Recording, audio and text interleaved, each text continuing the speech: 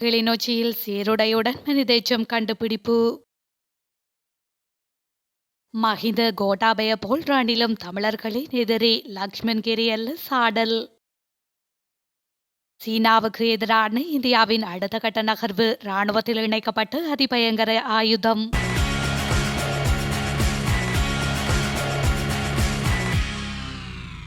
கிளிநொச்சி பழைய காவல் பிரிவிற்குட்பட்ட முகமாலையில் கண்ணிவெடி அகற்றும் நடவடிக்கையில் ஈடுபட்டுள்ள அரசு சார்பற்ற நிறுவன பணியாளர்கள் மண்ணுக்குள் புதைக்கப்பட்டிருந்து பல மனித எச்சங்களுடன் சீருடை ஒன்றை கண்டெடுத்துள்ளனர்.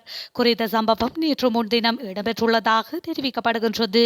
சம்பவம் தொடர்பில் கண்ணிவெடி அகற்றும் குழுவினர் பழைய காவல்துறையினருக்கு அறிவித்துள்ள நிலையில் சம்பவ இடத்திற்கு விரைந்து கிளிநொச்சி நீதவான் குறிப்பிட்ட இடத்தில் தொடர்ந்தும் அகழ்வு பணிகளை நாளைய தினம் கொள்ளுமாறு உத்தரவிட்டுள்ளார். மேலும் கிடைக்கப்பெற்ற மனித எச்சங்களை சட்ட வைத்திய அதிகாரி மூலம் பரிசோதனைக்கு உட்படுத்த அனுப்பி வைக்குமாறும் பணித்துள்ளார். ஹந்தான பிரதேசத்தில் உள்ள பெரிய வீடொன்றில் தாயும் மகளும் நடத்தி வந்து விபசார விடுதியை சுற்றி வளைத்த நிலையில் சந்தேக நபர்கள் 3 கைது செய்யப்பட்டதாக கண்டி குற்றப்புலனாய்வு பிரிவு தெரிவித்துள்ளது. மகள் விபசார மையத்தின் மேலாளராகவும் தாய் காசாளராகவும் பணிபுரிந்ததாக காவல்துறையினர் தெரிவித்துள்ளனர். இந்த விபசார விடுதி தொடர்பில் 2 வாரங்களாக விசாரணைகளில் காவல்துறையினர் ஈடுபட்டு வந்தனர். இதன்போது 5000 ரூபாவிற்கு ஒருவரை விபசாரத்திற்காக கொள்வனவு செய்த போதே சந்தேக நபர்களை கைது செய்துள்ளதாக காவல்துறை வட்டாரங்கள் தெரிவித்துள்ளன. இது தொடர்பாக காவல்துறையினர் மேலதிக விசாரணைகளை மேற்கொண்டு வருகின்றனர். தமிழர் ஒருவர் அதிபராக அல்ல துணை அதிபராக கூட தெரிவு செய்யப்பட முடியாது என்பதை அறிந்துதான் அனைவரும் செயற்படுவதாக இலங்கை தமிழரசு கட்சியின் நாடாளுமன்ற உறுப்பினர் சிவஞானம் ஸ்ரீதரன் தெரிவித்துள்ளார். குறித்த விடயத்தை தமிழ் பொது வேட்பாளர் தொடர்பில் தேசிய பத்திரிகை ஒன்றுக்கு வழங்கிய நேர்காணலின் போது அவர் குறிப்பிட்டுள்ளார். இது தொடர்பாக அவர் மேலும் தெரிவிக்கையில், இங்கு பொது வேட்பாளர் யார் என்பது முக்கியமல்ல. வடக்கிலும் கிழக்கிலும் வாழுகின்ற தமிழ் மக்களுடைய அரசியல் அபிலாஷைகள் இந்த பொது வேட்பாளர் மூலம் உலகறிய செய்யப்பட வேண்டும். தமிழர் ஒருவர் அதிபராக அல்ல துணை அதிபராக கூட தெரிவு செய்யப்பட முடியாது என்பதை அறிந்தேதான் எல்லோரும் செயற்படுகின்றார்கள். இங்கு முக்கியமானது தமிழர்கள் தங்களது அபிலாஷைகளுக்கான அங்கீகாரத்தை இந்த பொது வேட்பாளர் மூலம் கோருகின்றார்கள் என அவர் மேலும் தெரிவித்துள்ளார். மஹிந்த ராஜபக்ஷ கோட்டாபய ராஜபக்ஷ ஆகியோரை போல் ரணில் விக்ரமசிங்கவும் தமிழ் மக்களின் எதிரி என ஐக்கிய மக்கள் சக்தியின் நாடாளுமன்ற உறுப்பினரும் எதிர்க்கட்சியின் பிரதம கொறடாவுமான லக்ஷ்மன் கிரியல்ல தெரிவித்துள்ளார். குறித்த விடயத்தை எதிர்வரும் அதிபர் தேர்தல் தொடர்பில் கருத்துரைக்கும் போதே அவர் கூறியுள்ளார். அத்தோடு எதிர்வரும் அதிபர் தேர்தலில் ரணில் விக்ரமசிங்க போட்டியிட்டால் அவருக்கு எதிராகவே வடக்கு கிழக்கு மற்றும் மலையக தமிழ் மக்கள் வாக்களிப்பார்கள் என்றும் அவர் குறிப்பிட்டுள்ளார். அதிபர் தேர்தலில் சிங்கள மக்கள் தமிழ் மக்கள் மற்றும் முஸ்லிம் மக்களின் ஆதரவுடன் ஐக்கிய மக்கள் சக்தியின் தலைவர் சஜித் பிரேமதாஸ் வெற்றியடைவார் என்று நம்பிக்கை வெளியிட்ட கிரியல்ல சஜித்தின் ஆட்சியில் அரசியல் தீர்வு காணப்படும் என்றும் உறுதியளித்துள்ளார். சஜித் பிரேமதாஸ் பொதும் மக்கள் பக்கமே நிற்பார் என்றும் அவர் இந்த அரசியல் தலைவருடனும் பகிரங்க விவாதத்துக்கு தயாராக இருக்கின்றார் என்றும் அவர் மேலும் குறிப்பிட்டுள்ளார். இலங்கை மற்றும் இந்தியாவிற்கு இடையில் மின்சார கட்டங்களை இணைப்பதற்காக இந்தியாவிடமிருந்து புரிந்துணர்வு ஒப்பந்தத்தின் வரைவு இலங்கை மின்சார சபைக்கு கிடைத்துள்ளதாக தகவல்கள் வெளியாகியுள்ளன. புரிந்துணர்வு ஒப்பந்தம் இறுதி செய்யப்பட்டவுடன் கையொப்பமிடுவதற்கு எதிர்பார்த்த நிலையில் இலங்கை மின்சார சபை தற்போது இந்த புரிந்துணர்வு ஒப்பந்தத்தை ஆராய்ந்து வருவதாக தெரிவித்துள்ளது. இந்தியா மற்றும் இலங்கை மின்சார இணைப்பு திட்டத்தை 2030 ஆண்டிற்குள் செயற்படுத்துவதற்கு மின்சக்தி மற்றும் எரிசக்தி அமைச்சர் கஞ்சன விஜயசேகர் உறுதியளித்துள்ளார். இந்த திட்டத்தின் தொழில்நுட்ப மதிப்பீட்டிற்காக இலங்கை மின்சார சபையின் குழு ஒன்று இந்தியாவிற்கு விஜயம் செய்துள்ளதாக தெரிவிக்கப்பட்டுள்ளது.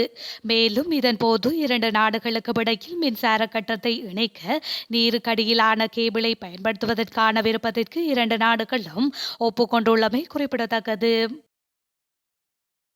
இலங்கை சட்டத்தரணிகள் சங்கத்தின் பொது சபையில் பொது பாதுகாப்பு அமைச்சர் டிரானலசுக்கு எதிராக தீர்மானம் ஒன்று நிறைவேற்றப்பட்டுள்ளது.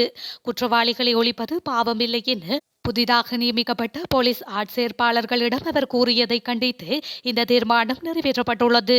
இலங்கை சட்டத்தரணிகள் சங்கத்தின் தலைவர் கௌசல்ய நவரத்ன இதனை தெரிவித்துள்ளார். மேல் மற்றும் தென் மாகாணங்களில் குற்ற செயல்களை ஒழிப்பதற்கான முதலாவது ஒந்துருளி பிரிவின் விசேட பயிற்சி பெற்ற அதிகாரிகளின் அணிவகுப்பில் அமைச்சர் கடந்த வியாழனன்று பங்கேற்றார்.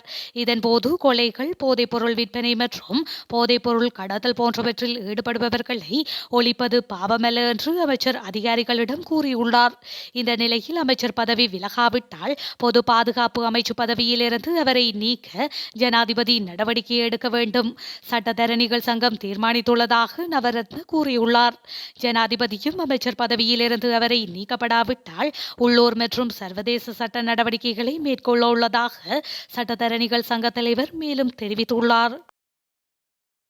கிளிநொச்சி பகுதியில் சிறிய காரொன்றில் 4 கிலோவுக்கும் அதிகமான தங்க கட்டிகளை கடத்தி சென்ற மூவர் கைது செய்யப்பட்டுள்ளனர். குறித்த சம்பவம் நேற்று இரவு 11 மணியளவில் இடம்பெற்றுள்ளது. கைது நடவடிக்கையின் போது 4 கிலோ 170 கிராம் தங்க கட்டி மீட்கப்பட்டதுடன் காரில் பயணித்த 2 பெண்கள் உட்பட மூவர் கைது செய்யப்பட்டுள்ளனர்.